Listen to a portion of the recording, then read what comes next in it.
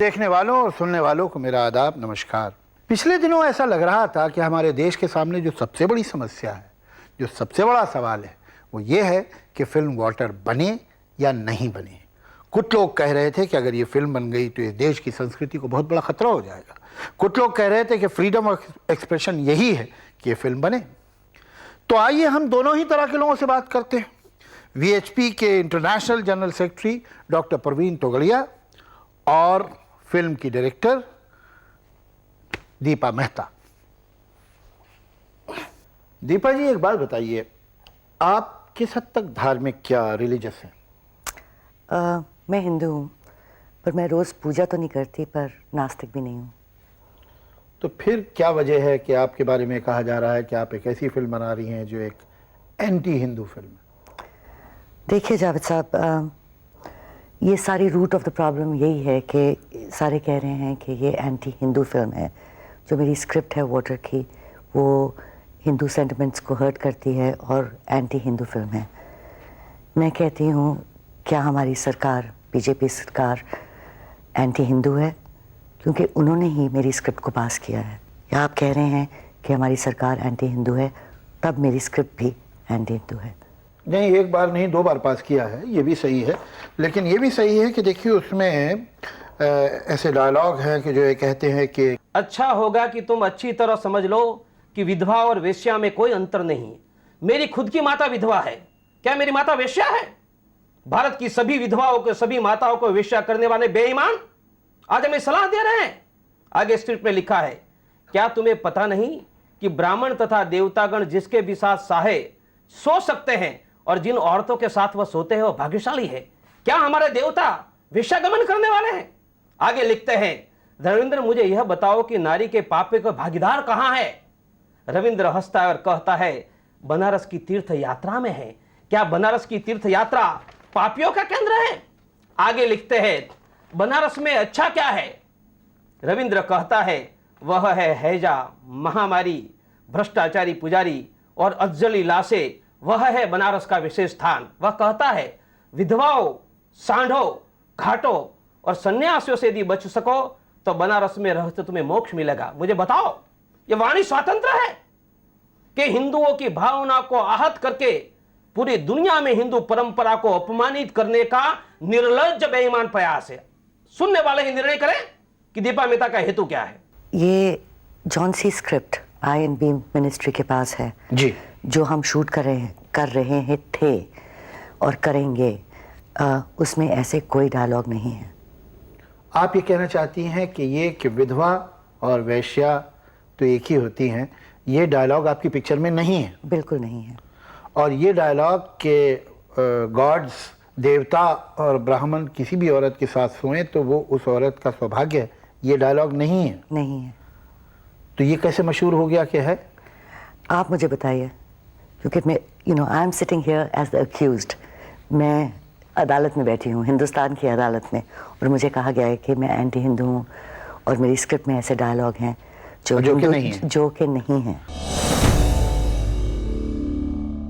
अच्छा, ये भी कहा जाता है कि देखिए वीएचपी के कई लीडर्स ने बार बार एक बात कही है, अशोक सिंघल साहब ने भी कही है, एक प्रवीण जी हैं गुजरात के, वो भी बहुत बड़े लीडर हैं, उन्होंने भी कही है कि जो काशी विद्वत परिषद है उसको आप ये अपनी स्क्रिप्ट दिखा दें, और अगर उनको मंजूर है और उन्हें कोई ऑब्जेक्शन नहीं तो इन्हें भी कोई ऑब्जेक्शन नहीं, तो आपने क्यों ना दिखा दी? मेरा ख्याल है 5 फरवरी की रात को मैंने अपनी script line by line, word by word Shri Shivji Upadhyay को, जो हेड हैं काशी विद्वत परिषद के, और वीरभद्र मिश्र जो महंत हैं संकट मोचन टेम्पल के वाराणसी में, उनको line by line, word by word अपनी पूरी स्क्रिप्ट पढ़ाई थी। और उन्हें कुछ नहीं स्क्रिप्ट में मिला और लगा जो एंटी हिंदू हो, या विधवाओं के खिलाफ हो, या काशी के खिलाफ हो, या हिंदुइज्म के खिलाफ हो। बनारस की विद्वत सभा गत 500 साल से भारत की विद्वता का केंद्र रहा है। वह विद्वत सभा ने कोई ऐसा पत्र नहीं दिया है, क्योंकि इनका जो कथानक है वह कथानक ही दुनिया के 90 करोड़ की हिंदुओं की जो श्रद्धा, जिस विधवा माता के प्रति है, स्त्री के प्रति है, काशी के प्रति है, हमारे घाट के प्रति है, जिस असी घाट पर बैठकर तुलसीदास जी ने रामचरितमानस की रचना की, उन श्रद्धा को समाप्त करने का षड्यंत्र का नाम है दीपा मेहता, विदेशियों के षड्यंत्र का अंग है। तो उन्होंने आपको कोई क्लियरेंस लेटर दिया? हाँ, उन्होंने मुझे क्लियरेंस लेटर दी। किसी भी विद्वत सभा ने उनको अनुमति नहीं दी, बिल्कुल सरासर गलत है। विश्व हिंदू परिषद का ये भी कहना है कि ये पिक्चर, जिसका बजट शायद 74 करोड़ है, वो फिनांस की गई है by certain Christian organisations in Canada, और जिसका असल में मकसद ये है कि वो हिंदू कल्चर या हिंदू संस्कृति को एक ख़राब तरह से, ख़राब लाइट में दिखाया जाए। तो आपके इस पिक्चर के फाइनेंसेस कौन है, क्या बजट है आपका? हमारी फिल्म का बजट है 6 करोड़ जी। एंड 74 करोड़ नहीं है? बिल्कुल नहीं। अच्छा। होता तो बहुत अच्छा होता, पर है नहीं। अच्छा। 6 करोड़ है। और फाइनेंस किया गया है मिस्टर अजय वर्मानी से, जो हिंदू हैं, पंजाबी हैं और दिल्ली के रहने वाले हैं, अब कनाडा में रहते हैं। या कोई उनको कह दे कि वो क्रिश्चियन है तो उनको मेरा ख्याल है बहुत अजीब लगेगा। हिंदू समाज को सबसे ज़्यादा खतरा 1836 में भारत की संस्कृति को समाप्त करने के लिए, डिसिविलाइज, डिकल्चरलाइज करने के लिए लॉर्ड मैकॉलो ने जो शिक्षा पद्धति प्रारंभ की, और शिक्षा पद्धति के कारण मैं भी अंग्रेजी में पढ़ा हूँ, वह मैकॉलो पुत्रों की जमात जो भारत में पैदा की है, जिनका न हिमालय से प्रेम है, न गंगा से प्रेम है, न वेदों से प्रेम है, उपनिषद से प्रेम है, न भारत की धरती से प्रेम है, जो अपने आप को भारत में मिसफिट महसूस करते हैं, वह काले अंग्रेज, जिनको घृणा है भारत की सब चीजों के प्रति, और जो उपदेश देते रहते हैं भारत के समाज को, ऐसे सुडो सेक्युलर हिंदू द्रोहियों से भारत को सबसे ज्यादा नुकसान है।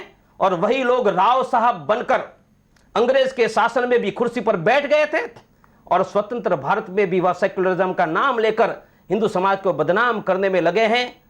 वह लॉर्ड मैकॉलो और मार्क्स के पुत्रों से भारत की जनता को, भारत की सभ्यता को, भारत की परंपरा को, भारत के इतिहास को और भारत के भविष्य को सबसे ज्यादा खतरा है।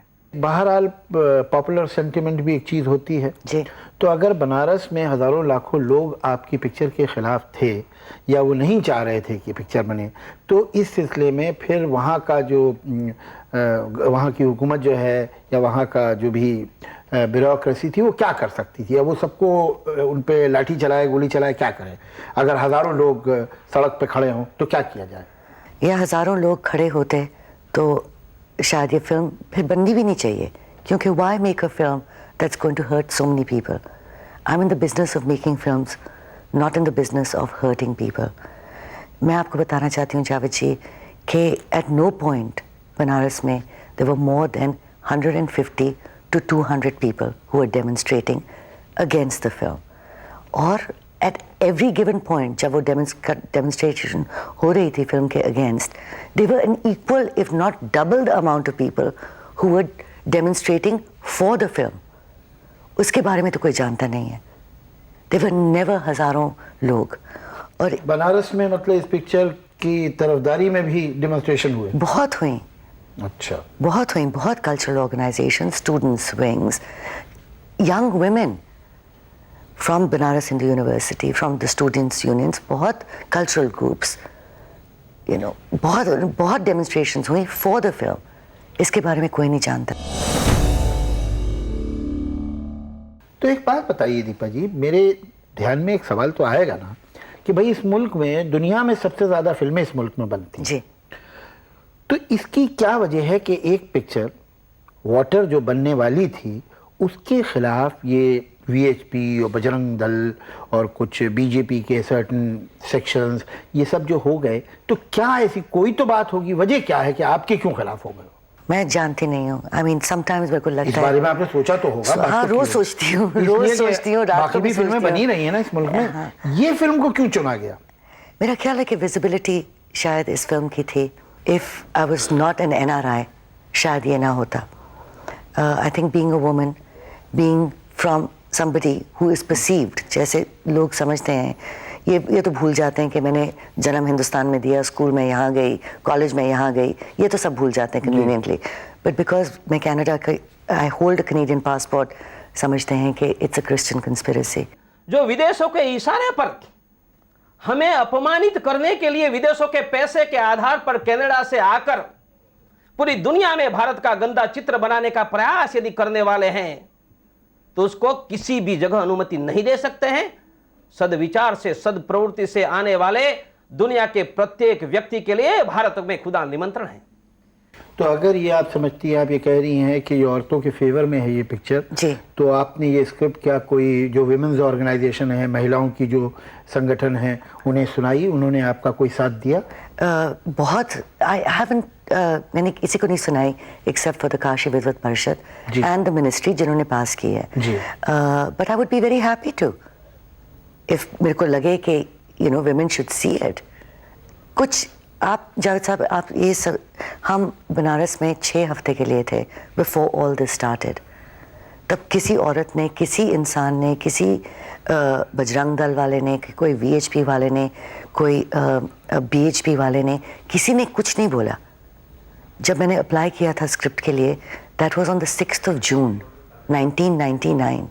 सो they must have looked at the script very carefully before passing it. उन्होंने फिर दोबारा भी पास की ना? हाँ, second time they passed it the second time too. So इसका मतलब कि स्क्रिप्ट में कुछ है नहीं जो एंटी हिंदू हो और भारतीय संस्कृति के खिलाफ हो, क्योंकि होता तो वो पास क्यों करते?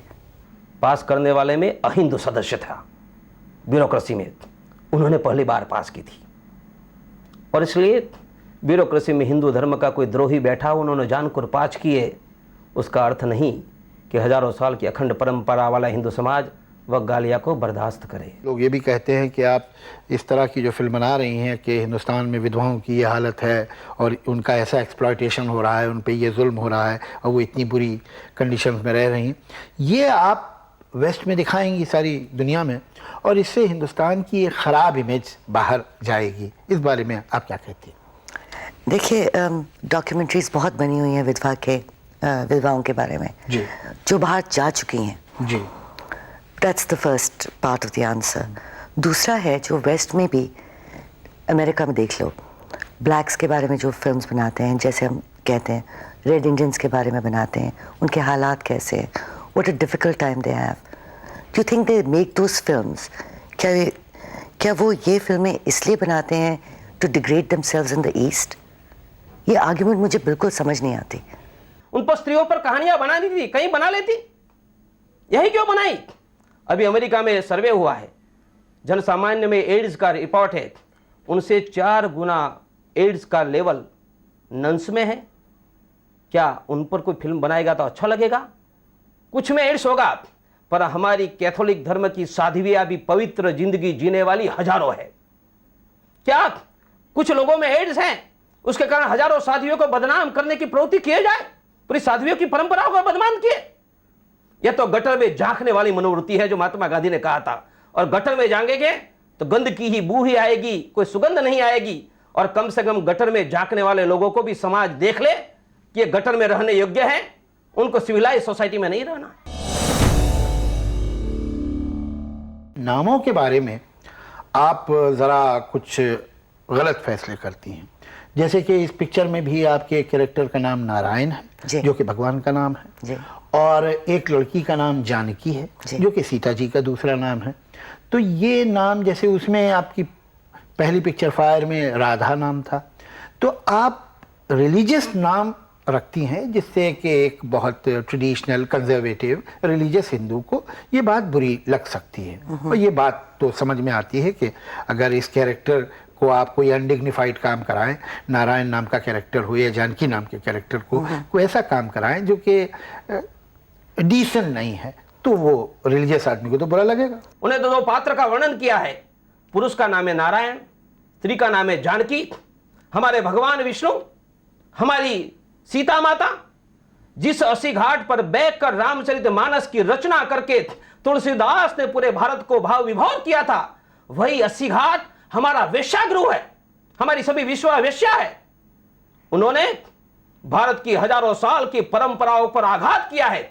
जरूर, और मैंने भी अपना लेसन लर्न कर लिया था फायर के बाद जी।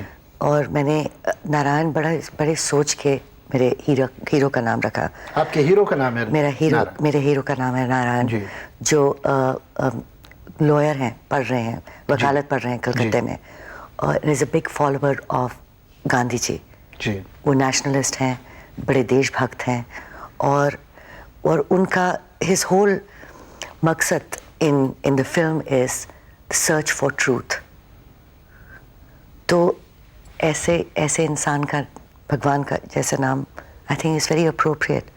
चलिए ठीक है, ये मान गए हम आपकी बात, लेकिन ये कि आप इसमें आपने दिखाया है ऐसा, उन्होंने कहा है कि एक ब्रॉथल है जिसमें सब विधवाएं रहती हैं और ये सब वैश्याएं हैं। This is very sad. कौन सा विधवा आश्रम है, वो आश्रम ही है, ब्रॉथल नहीं है। ब्रॉथल बिल्कुल नहीं है। और जानकी जिनसे मेरी कैरेक्टर है, उसका कैरेक्टर क्या है? शी इज़ एज इनोसेंट और प्योर, पवित्र एज एनी सीता। वो एक बात कहती है नारायण को, और बड़ी कृष्ण की भक्त है, और नारायण और वो एक दूसरे से प्रेम करते हैं, और उसको कहती है नारायण को, डायलॉग है फिल्म का, कहती है नारायण हमको अपनी कृष्ण भगवान कहते हैं कि हमको अपनी ज़िंदगी एक पीपल के पत्ते की तरह जीनी चाहिए जो पानी में बह रहा होता है, एक तरफ पानी में और दूसरी तरफ अनछुआ। वो डिटैचमेंट की बात करती है। और एक दफ़ा उसको तब नारायण उसको कहता है कि टाइम्स आर चेंजिंग, वक्त बदल रहा है जानकी देवी, और चीज़ें भी, परंपरा भी हमारी बहुत बदल रही हैं। तो वो पूछती है, और बड़ी इनोसेंट है, कहती है सब परंपराएं बदल रही हैं? तो कहता है हाँ। तो वो कहती है जो अच्छा होता है उसको कभी नहीं बदलना चाहिए। This is the kind of a character Janaki is.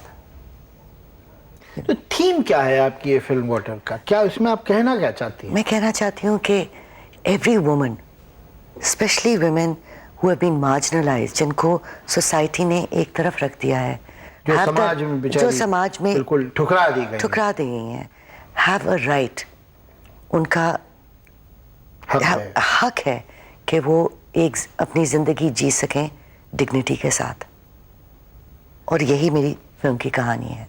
आप ये कह रही हैं कि बहुत से लोगों ने आपके फेवर में वहाँ प्रोसेशन निकाले, जुलूस निकाले, और बहुत कम लोग थे जो आपके ख़िलाफ़ थे, लेकिन ये कि एडमिनिस्ट्रेशन ने उनकी बात सुनी वगैरह वगैरह। लेकिन पेपर्स में आया है, तस्वीरें छपी हैं कि वहाँ एक आदमी तो ये वाटर के ख़िलाफ़ सुसाइड करने को तैयार था, वो पानी में कूद गया या कूद रहा था और उसको ले गए, वो हॉस्पिटल में था। तो ये तो बड़ी सीरियस बात थी। हाँ, हमें भी लगा कि बहुत सीरियस बात है। और 2 घंटे बाद जब हमारी शूटिंग स्टॉप हो गई, कि उन्होंने हमें कहा कि मिस्टर पाठक ने गंगा जी में डुबकी मार दी है और ख़ुदकुशी करने के लिए, तो हमने शूटिंग बंद कर दी। 2 घंटे के बाद जब हम डीएम साहब के पास गए और हमने कहा कि हमको राइटिंग में दीजिए आप कि हमारी शूटिंग आप क्यों बंद करा रहे हैं, क्योंकि आप कह रहे हैं कि हज़ारों लोग प्रोटेस्ट कर रहे हैं। वहाँ तो 12 लोग थे।